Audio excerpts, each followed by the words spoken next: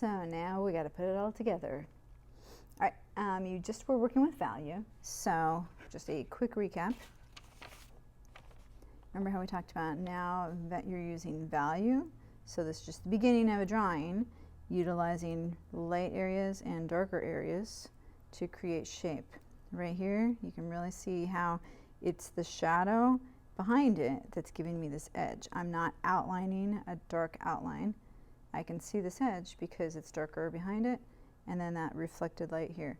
Notice the really, really light area that got hit by the light there, cast shadows, etc. Okay? So now you have to actually put it all together onto your still life that you created. So once again, here's an example with monochromatic, but you are going to be using 2 colors now. Only 2. You are going to be using 2 complementary colors, so you're going to choose. So just to review, complements are opposite of the color wheel. We're going to work with a primary and secondary color mix. So your choices: yellow and purple, red and green, blue and orange. Okay, those are the mixes. So now as you start painting, one word of caution. If I start painting with, let's say, yellow, okay, and then if I start putting the purple on while the yellow is still wet, what's going to happen? Okay, remember what happens when you mix complementary colors is you get like mud and rust kind of colors. So if you don't want that, you gotta let things dry. We told you, watercolor is a lesson in patience. So as I look at these colors, I can do yellow and purple. I can do red and green, pick one of those 2, or yellow and blue. Okay, I think I'm going to go with yellow and green. I'm going to do 4 and 9 as my color choices. So one thing actually to mention is that you're going to start with your lighter value. Which one is lighter or darker? Interesting thing is that the red and the green are kind of similar. If I were to look at these in like a grayscale mode, the red one might actually be darker in this instance. I also maybe didn't put, I put a little bit more water in this one. But these are pretty similar. They're both pretty even with light and dark. With the orange and blue, you can definitely tell that this is the lighter one. And then yellow and purple, I'd probably use this brighter yellow and this purple, okay? Yellow, purple, or this yellow, purple, okay? So, since the red and the green are similar, I can kind of start with either color, okay? My default is to start with the warmer color.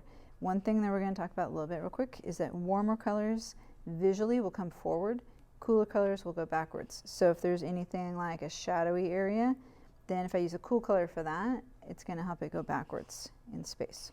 So if I'm using 4 and 9, I'm going to start with my red, since they're similar colors. If I was doing yellow purple, I would start with yellow. Also happens to be its warm value. If I was doing the orange blue, in this instance orange, but you could have like a really light blue and a really intense orange, and the orange could actually be the darker color. So now I'm going to use red. I gotta remember this project. I said just flip it over. Here's my practice. So here's my red, okay, good solid color. When I add a little bit more water, I'm going to get a lighter one. A general rule of thumb with watercolor is to work light to dark. You can always come back, layer on more color. So if I'm starting with this vase, we saw that in the video, how there's like a darker shadow kind of traveling, and this part's really, really light, and it catches the lip of the vase. Okay, so we're going to show you a picture of what it looked like real quick, and then come right back. So now you remember what the vase looks like. I have it kind of set up on the edge over here, over there, so you can't really see it off camera, sorry. But you just saw like a little bit of a look of what it looks like. So, like I said, we can kind of explore all the different values that we can create with this color. I haven't used red really yet much. I've been using blue, so we're still kind of getting used to it. One thing to watch out for. I keep mentioning this thick paint concept. So my brush is wet, but see how if I'm dragging this over and it kind of like sticks to it, then that's a sign that it's coming off really thick, okay? If the paint is like sitting on top of the paper, this is okay. See how we said you can see a little bit of the sparkle through the paper? But what you gotta watch out for is if you're almost like grabbing paint and it's really, really, really sticky as you're grabbing it off your palette. Okay, the beginning of that is too thick, okay? So it's always a good idea. You can even, you know, use your spare thing here. Maybe get a little bit of paint here. Okay. Can kind of mix that up and then test it out. Okay, so I can still get a nice dark value, but it's going to just be a little bit more fluid. Okay, I know some of you guys are tired of me saying these same things all the time, but trust me, it happens a lot in drawing or painting one as you're starting on your first projects. So years of people struggling with that is something I have to keep re-emphasizing. Okay, so as I'm starting with this, if you're unsure, then start, even with a light value, start somewhere where you know there's a good shadow. So if over here, I know I have a good shadow over here, like a dark shadow, maybe my core shadow. This isn't the darkest value I'm gonna do, but maybe I start here because it's gonna give me a little bit more confidence as I start working, okay? So as I kind of come through here, I know this is my reflected light area over here, okay? So I can kind of start. Could I start with a wet on wet technique? Absolutely. So if I want to paint wherever I'm going to need a shadow, and I'm going to avoid my highlight area. So do not paint where there's a strong highlight. So I could easily go here. There's definitely a really, really light value there. So as I'm dropping this in, I said in a previous video, I tend to use my wet on wet techniques in those backgrounds. I tend to try and incorporate those. So if you want to play around with that, you can for sure. It's definitely a good technique. So you can kind of see how if the paper is wet, I can kind of spread that around, okay? I'm avoiding the white area, which is going to be right there. There's another white area right here on the lip of this, but I can see a little bit inside. So if I paint the area that I want to do inside, I can also start. I tend to use my papers or my palette. Like, I should probably use this and show you guys how to kind of keep mixing with that. I tend to come back to this, so that way if I have a darker shadow, I can start putting that in, and I know it's going to be right there. Part of this though, when I get to a more of an edge, okay, then I do want to let it dry. Once again, I'm going to want that. Okay, so I have a darker core shadow going on, and that's soft. We were talking about the inside part. I'm going to put in this because I have a good strong shadow there. Okay, and then it actually fades out as it goes across.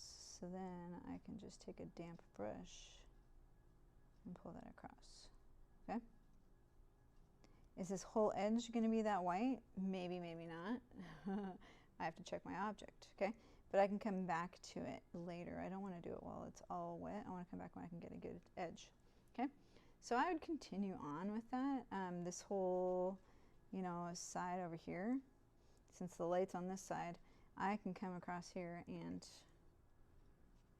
do a lot of this, okay? Coming across. I'm using one of the round brushes, the thinner, like the biggest one, but a really great brush for this right now would be that kind of bigger one, the biggest flat brush you get. This is going to hold a good amount of water, so if I want to kind of do like a light but not too light color, and come in where I just painted it white or wet, the area I just got wet, I can come in and drop in a good amount of paint pretty quickly. Okay. I still have some lighter areas kind of coming in here. And then there's a big highlight right there, so then I start kind of blending this in. Okay, so this might be where I'm stopping. I'm automatically gonna kind of paint like in this direction in a sense, because if I was tracing this object, okay, it's round. Okay, right here there actually is a pretty strong curve, you know, an edge in the shadow. So make sure you're looking at your object and make sure that you are thinking about the shape that's created. But this might be a good stopping point. Okay, could I continue and do the base? Absolutely. There's no highlight on this part except for the very part right here. So there's base to this face. And we talked about this in the other video. Could I do the cast shadow right now? Yes. Okay, so my cast shadow is all on here. So it's okay if the cast shadow bleeds in with my other area, because right now it's just all kind of the same shade of red. I'm starting with like a wet on wet, but it's a layering technique. So I'm starting with a light value as I kind of go across. Okay, so you can see the process, how it's starting. I would continue on. Could I continue with like my main cast or core shadow here? Yes, but it actually makes kind of a big like divot, almost like a big like hard edge. So I'm gonna wait and do that when it's dry. Could I come in here and add a little bit more of a darker area before it totally dries? Absolutely. And one thing, remember that you have to watch and not overwork the paper. So there's a point where you do need to stop, but there's also a point where as the paper dries and you check, look off to the side, if it's not as shiny, then it's still wet, but it's not going to spread as much. It'll just spread barely. Okay, so I can come back in and do that. So we're going to let this dry. We're going to come back, do another layer, and then we're going to talk about complementary colors, because I haven't even talked about that yet, right? One thing to think about, this is one in progress, red and green. So you can see this vase did all in red first, okay? A little bit of a red background and all that. The difference is, you know how we said that green makes things pop if it's a complement. So this side, where it's red, is going to get a lot more pop because of the green interaction between it. So this is where we're headed. See how there's green layered over the red. There's a green right here layered over the red. We're not just going to paint part of it green and part of it red. We're going to use the two together to create an even more range of values. So that's where we're headed. So we're going to let this dry and then we'll be back.